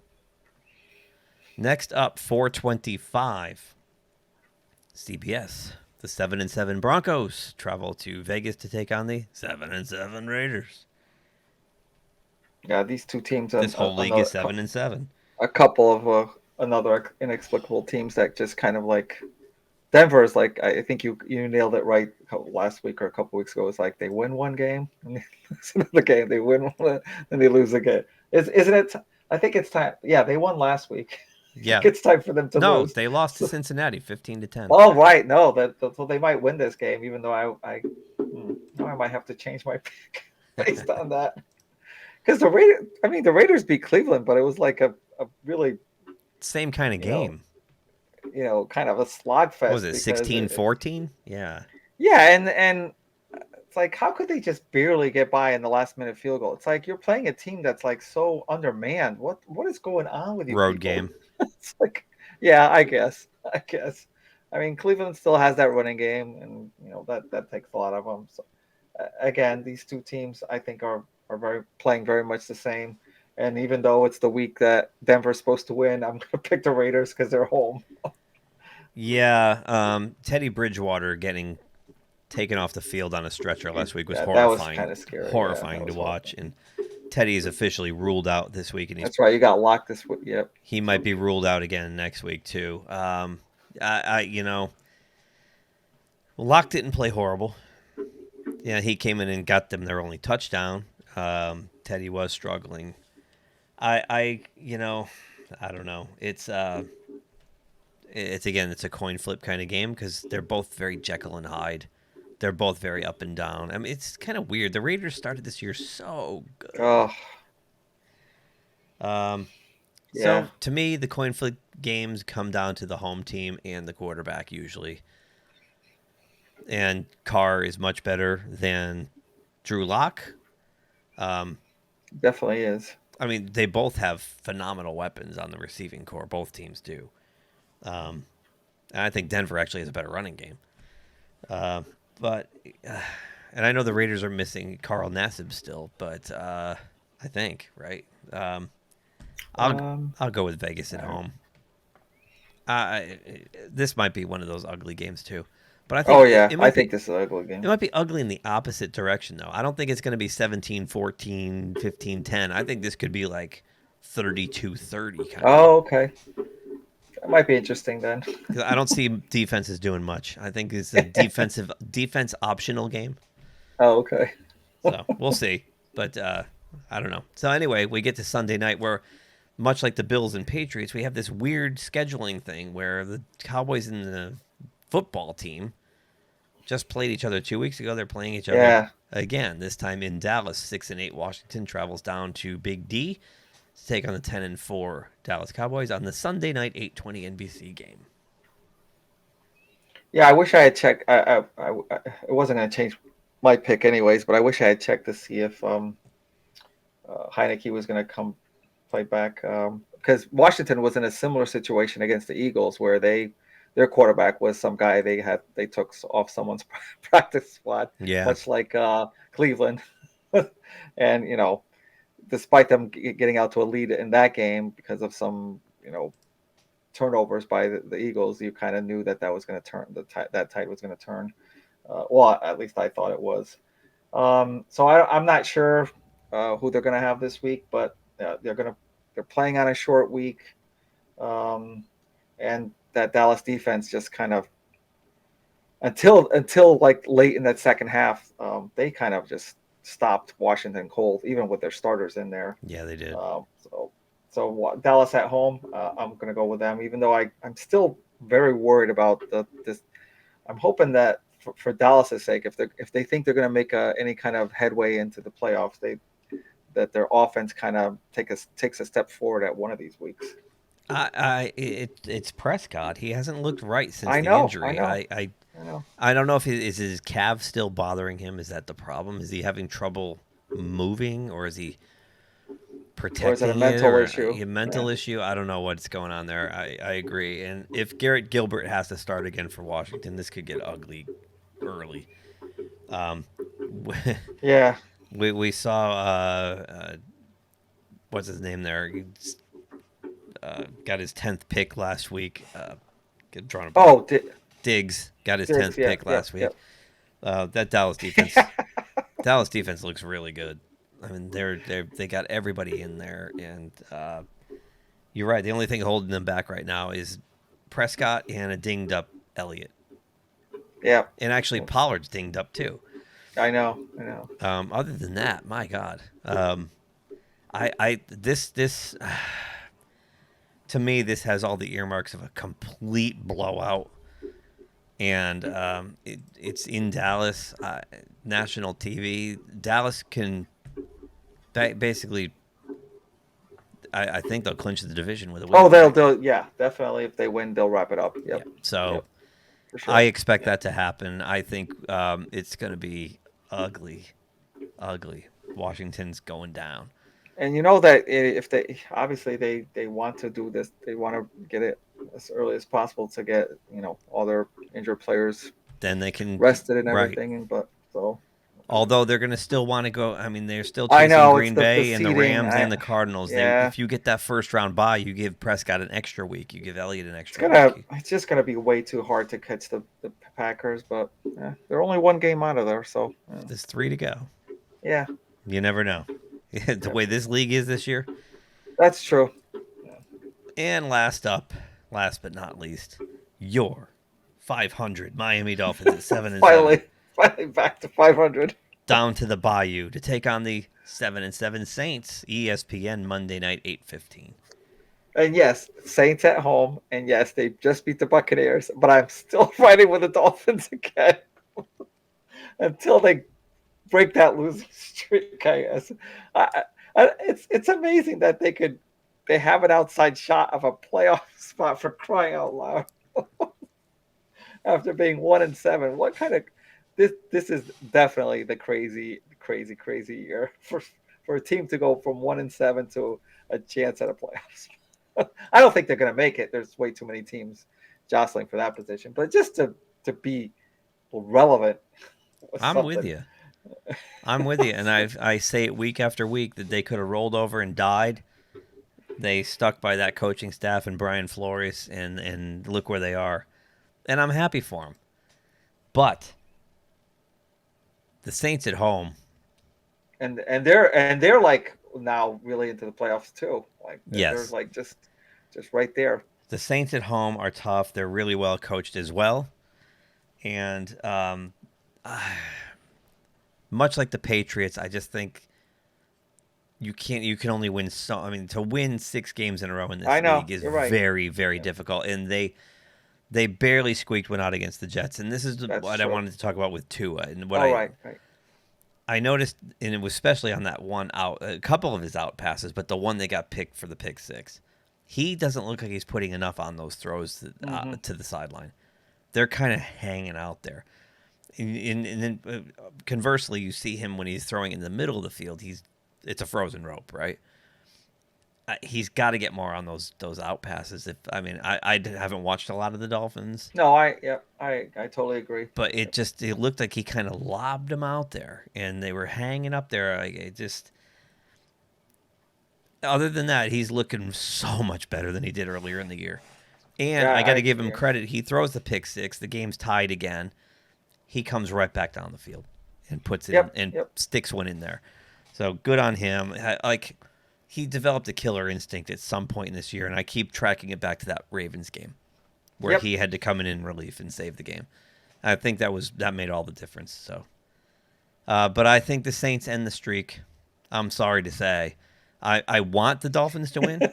I'm rooting for the Dolphins to win, but I don't think that they're going to. So, sorry. I don't particularly like the Saints, but yeah. And they're definitely in the playoff hunt there. They are. Unfortunately, if they make it, it's like you're really going into these playoffs without really a quarterback, really. So I don't know what they're going to do. Yeah, I know. They'll be a one and done. So I'm glad you brought up the playoff picture. Let's take a look. I love looking at it every week. It's every week. Oh wow, look! It's like. So we have our first clinch, and it's screwed up the stacking order here. But the Packers have already clinched a spot at 11-3. Now all they got to do is try to hang on and get that home field number 1 seed. So let's start in the AFC. The Chiefs are up 2 spots. They're now the number 1 seed. They're officially the number 1 seed. Yep. Patriots dropped 1 into the number 2. Titans dropped 1 into the number 3. Cincinnati came up 5 spots. 5 spots, beating the Broncos. From outside looking in to number 4. That's like that division is officially the craziest one. It really is, and if the playoffs were to start today or tomorrow, they would be hosting a home playoff game against the Bills after being out last week. Wow. Colts came up to spot to number 5. Chargers dropped down to number 6, and the Bills are still hanging on to number 7. So on the bubble on the outside now, the Ravens dropped 4 spots. They are on the outside looking. They're now out. See what a 2-point conversion can do for you. Steelers came up to number 9, up 2 spots. Raiders came up 2 spots to number 10. Dolphins came up 2 spots to number 11. Browns dropped 4 into 12, and the Broncos dropped 3 to 13. So all those teams are still in there. It's still amazing to see the Dolphins ahead of the Browns in the seating. That's so bad. It's crazy. It's crazy, and all this will change again dramatically in a week. So I am happy to see the Colts though in there officially, not officially, but right now officially. And if you look at that, there's the Titans sitting 2 spots above them. Yep. And they've got that big matchup. So coming up. So I think that the Colts they've got their laser focused on leapfrogging Tennessee. So anyway, NFC, we got the Cowboys in the number 2 spot, up 2 spots. Yeah, geez, how did they up 2 with those 2 losses? Tampa Buccaneers. Yeah, Tampa drops down to number 3. Cardinals drop down to number 4. Cardinals were number 1 2 weeks ago. They were number 1. running away with the number 1, right? Rams no change at 5. 49ers no change at 6. Vikings scoot into the 7. Now on the bubble, the number 8 Eagles up a spot. Saints up 2 spots to the number 9. There. Washington drops 3 spots and out of the playoffs. Out of the playoffs, yep. Falcons drop down 1 to number 11. Panthers no change at 12. Seahawks no change at 13. Yeah. Giants are still in it at 4 and 10. They're mathematically still in it. No change at the 14 seed. Teams officially eliminated Jacksonville, Detroit, the Jets, Houston, and now You can fork them, Edson. The Chicago Bears. The Chicago Bears. I forked them back in pre-seed now. And I stand by that. So, because Matt Nagy was there, so I forked them. The crazy NFL wheel spins round and round as we near the end of this thing. And this was our longest show to date. We're hour 40 or so. But we packed in a lot. We did the Man of the Year. We covered all these games. Nominees. Playoff picture. It's getting. It's like when you get there's a lot more to talk about when it's talking about playoffs. Or, absolutely, and it's like when you get down to the 5-yard line and the field compresses and there's all this traffic and all this nonsense going on. Right? It's easier when you're out about 25 yards out and you can throw a nice post, bang, touchdown. When you get down to that inside the 5 and the field compresses and all those guys are all smashed in there, you have to open up the playbook. Yep. So crazy times. Well, we got 3 different again this week. We'll see what happens. Oh, okay. Yep. I'll either get a little closer or you could put a fork in me, because if I drop any further back, I'm done with 2 weeks to go. Or it might be just one of those 1-game differential like last week, or someone wins 2 and the other one wins 1 or something. Yes, but if I drop back even 1, I'll be 5 back with 2 weeks to go. Well, there's still the playoffs. Not looking good for this guy. I'll have to focus on the playoffs. But I don't want to make this that much longer, but I forgot one thing I wanted to bring up, and it's not. I hope it's not too negative, but look, I was never a New England fan, but I respect everything that Tom Brady has done there. All the accomplishments he's doing in Tampa Bay now, because at this age, it's incredible. But I think he should still, despite that, not be held to a different standard after how he kind of acted during that loss. I know it's a loss. I know it's a shutout, but the way he kind of it looked like he mouthed off to the Saints coach there. Just I don't know if he shoved a ref or just came close to just mouthing off to that. It's not a good look. No, he do that. I just wanted to bring that up, and I haven't seen enough of the not that I see a lot of media anyways, because they're so political and I hate watching. But I haven't seen enough media just talk bring him to. Just bring him to the carpet on that. Call him out. I don't know. Yeah. So, anyways, I agree with you, because Tom, it's amazing what he's achieved, but I've seen him tantrum like that. Yeah. In the past, or walk off the field without shaking anybody's hand, because it didn't go his way. I didn't even see the end of that game, what he did at the end. Oh, I didn't either, but I've seen it in the past where he, he'll just walk down the sideline and into the tunnel without going out, and I've seen that, and it. Every time, you want to, you're right. I mean, the guy is, let's face it, he's the best quarterback we've ever seen.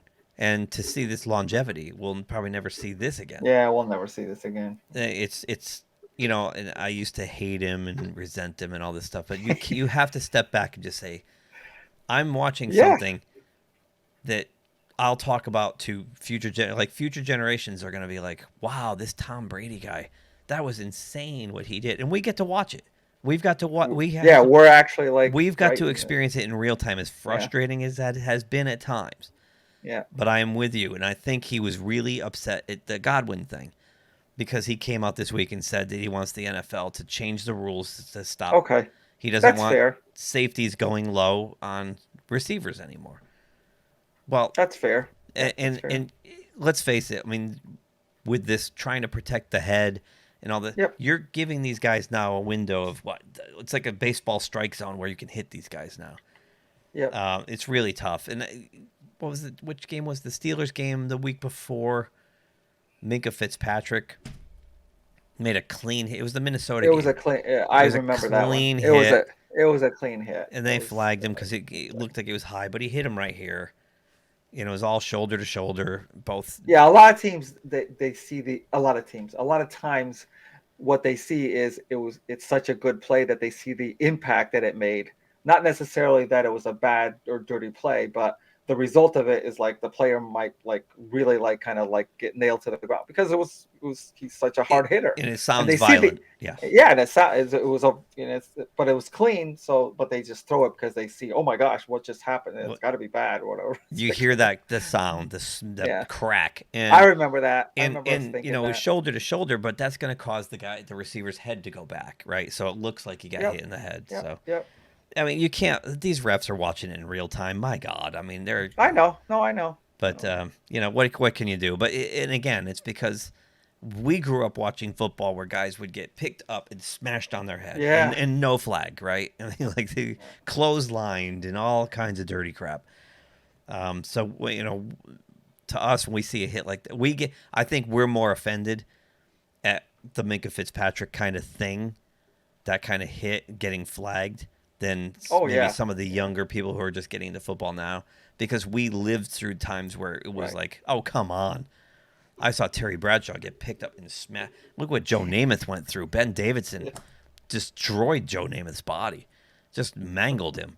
And there was never a flag because that's the way the game was played back then. So for us to see flags on these quote-unquote violent hits, it's offensive to us because we grew up at a time when football was the savage ballet. Yep.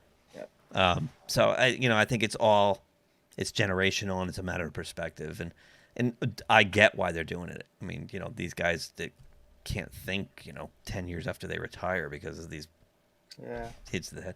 And real quick, I know again I don't want to drag this out either, but back to the Brady thing. I told you I've been watching that series on ESPN. Oh, the Man in the Arena thing. Watching Brady. Before games a lot with New England, he would go up to a tight end or something, and they would headbutt each other like 10 times. And I'm like, wow, what we know now about CT, and they're violently smashing their helmets together to get pumped up for the game, Wow. And I'm like, woof. That's not good. I hope Tom's not a vegetable in 20 years. He did it all the time. I don't know if he still does, but... Jeez. Yeah, when he was younger with the Patriots, all the time, like every game, he's smashing heads with people. We'll see. I don't know. Yeah, I mean, I think he's going to be an actor when he's done with football, but Yeah, me too. Definitely. Yeah, or he's going to do a Tony Romo thing. Who knows? Who knows? Yeah. But that's it for me. Yep. Oh no, I was just gonna say I can see his reasoning for being mad because of the injury to God, but that's still not a good look. But whatever. No, the tantruming is not a good look. And again, that's like every time I start to admire the guy, he pulls a stunt like that, and I'm like, he's a spoiled rich kid. I guess we'll see what happens this week in the field, like what kind of response there is. Yeah. So it's gonna be interesting, but lucky he's got Carolina, so it's kind of like going to the country club for the great game. I say that, and that's the week Carolina upsets Tampa Bay. I wouldn't be surprised. I mean, Arizona lost 2 in a row, so I wouldn't either. It's crazy. It's topsy-turvy. It's upside down, and after this week we got 2 more, and then we got 2 more. Then we got to pick playoffs. Yeah. Good luck with that. All right, that's it for me. Again, you can follow us on the socials at GeekTimeNet. We're also on the Rumble if you don't like watching us on the YouTubes, or watch us on both. Why not? Yeah. You can watch like half of the show on YouTube and then switch to Rumble and watch the second half. I don't know. Yeah. Whatever. It's a long enough show. However it works out. Definitely send in your picks, and thanks again for watching. Thanks for supporting the channel, and most of all, whatever holidays you are celebrating, have a safe and happy holiday season. Yep. Happy holidays. And we'll see you for our New Year's week picks next week. I'd say same bad time, same bad channel, but it's YouTube, so it's arbitrary. It's whatever you decide to watch it. That's right. Bye. If you enjoyed this video, please give us a thumbs up below. Also, please subscribe to GeekTime TV. It really helps us grow the channel. And make sure you hit that bell icon in order to receive notifications every time we drop new content here. You can also check us out on social media on Twitter, Facebook, and Instagram at GeekTimeNet. Thanks again for watching. We will see you soon. See Hey, kids, what time is that?